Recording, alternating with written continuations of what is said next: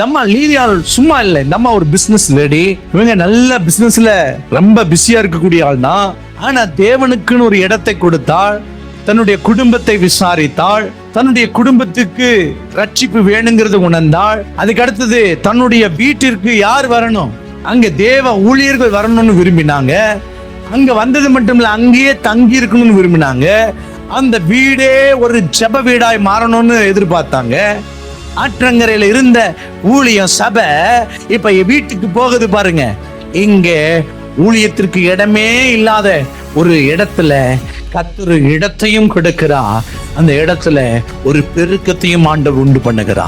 அப்ப இந்த அம்மா எவ்வளவு பிசினஸ்ல எவ்வளவு பிஸியான ஒரு ஆளா இருந்தாலும் அப்ப எதையெல்லாம் பாக்குது, தன்னை பாக்குது, தன்னுடைய குடும்பத்தை பாக்குது, தன்னுடைய வருமானத்தை பாக்குது, சபையை பார்க்குது, சமுதாயத்தின் மேல் நோக்கம் வச்சு இனி தேவ மனுஷர்கள் அங்க வந்து அங்க இருக்க எல்லா ஜனங்களையும் அங்க கூட்டி சேர்க்கணுங்கிற ஒரு தரிசனமும் இருக்கு. எல்லாத்தையும் உடைய பின்தான் இந்த லீதியாள். அப்ப நீங்க பெற்ற அபிஷேகம், நீங்க பெற்ற தேவனுடைய வார்த்தை உங்களுக்குள்ளேயே மங்கி போகிறதல்ல.